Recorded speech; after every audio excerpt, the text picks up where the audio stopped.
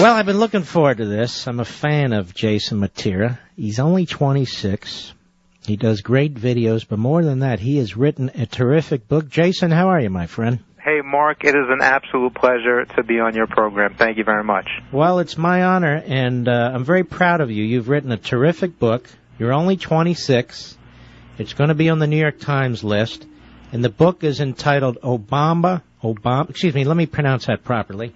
Obama, Zombies, How the Liberal Machine Brainwashed My Generation. I want to get into this a little bit.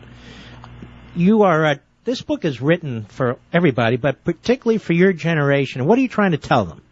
Well, the reason I wanted to write an investigative book about Obama's marketing machine is because young people have been sold a pack of lies. This president rode to victory on the backs of the very young people whom his health care plan punishes and his reckless spending bankrupts. So I wrote Obama Zombies to set the record straight. I was just disgusted, Mark, during the 2008 election, where people my age put Barack on a pedestal reserved for no mere mortal, as though the brother was going to drop iPods from the sky and melt away their student loans forever. That's right. Well, but I mean, you know, a lot of kids are really, really smart. Why do you think they were taken in by him? Well, they definitely had a lobotomy by Team Obama's marketing machine. And unfortunately, it didn't take a lot for some people. In my chapter called The Dave Matthews Electoral Magnet, what Obama's team employed was actually masterfully orchestrated. They would organize these free concerts around the country. Dave Matthews, Bruce Springsteen, LeBron James, Jay-Z. Tens of thousands of young people would fill stadiums. And they would register these young people to vote. Then they would bus them over. In some states, you can vote absentee ballot the same day you register to vote. So I have quotes from young idiots saying, "Oh wow, Barack hooked me up with Dave Matthews tickets. Sweet, bro. I'm gonna go vote for him now."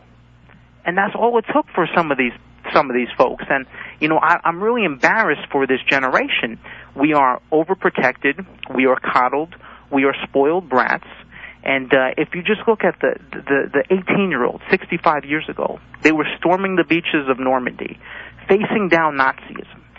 18-year-olds today, a hardship for them is, oh, my internet connection doesn't work, or I can't find another person to play. Well, now we do have some great ones over there overseas in Iraq and Afghanistan. Oh, absolutely. But I know what you mean. Soldiers aside, absolutely, soldiers aside. I'm talking about young people who have bought these lies from the Obama. Wait a minute. I had one call me a half hour ago telling me he's 23. What's going to happen to his health care? I said, excuse me, you got an iPhone there? I mean, you got people 19 years old over there in Iraq and Afghanistan? Here's an idea. Go get a part-time job and pay for it. Absolutely. I mean, the fact that Barack would try to sell his health care plan to young folks by saying, oh, you can stay on your parents' insurance until you're 26. My goodness, Mark. I mean, my dad was telling me I had to get a job at 13 years old. Mm-hmm. And at college, he cut me off from everything.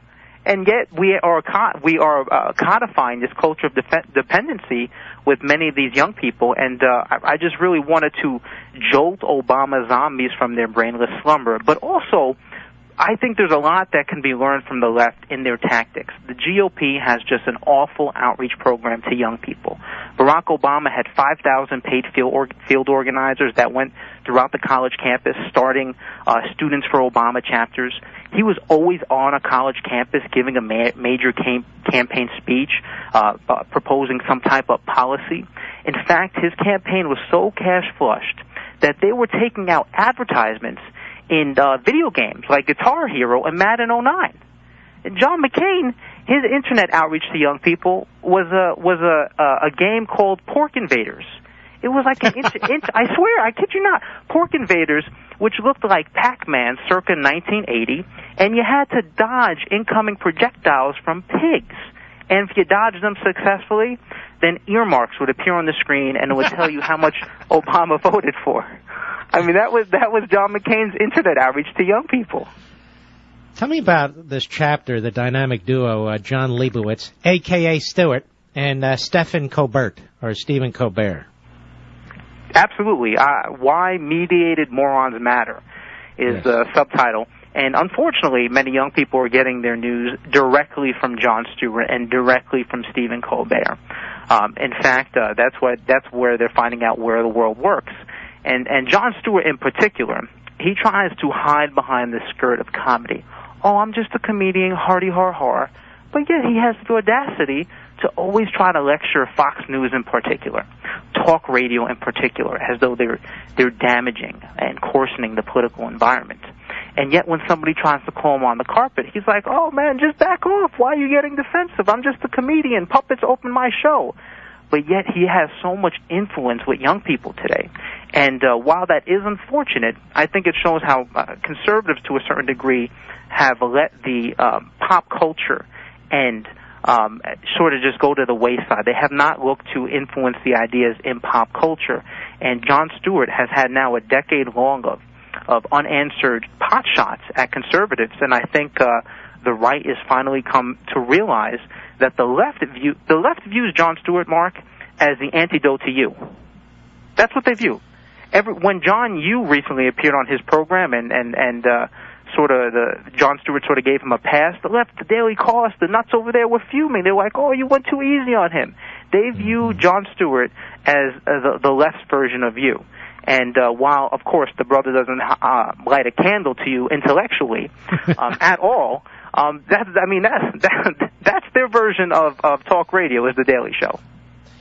Now, you have here a 6-point battle plan. Get into that a little bit. Sure. Well, number one, I think is really important, is that moving forward, we need to have our leaders and our politicians who are nothing like John McCain.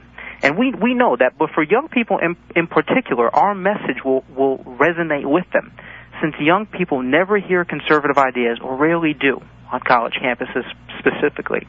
Those ideas, by definition, are going to sound fresh, rebellious, and provocative.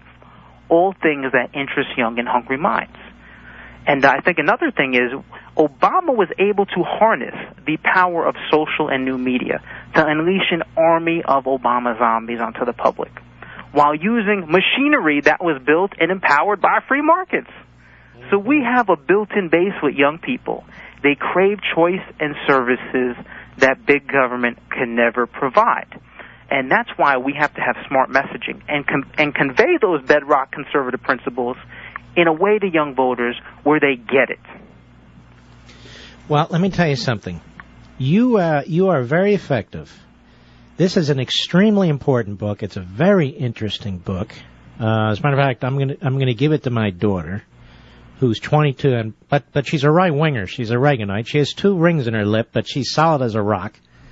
And my son, who's almost 19, he is too. But it's something that they can use, I think, with other kids their age.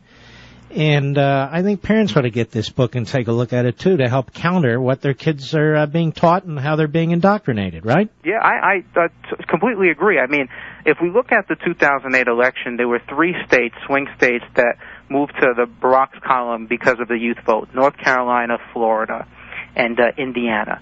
So this affects every generation, and Barack Obama uses young people as shills and sheep to promote his socialist agenda, and I think it's all hands on deck at this point.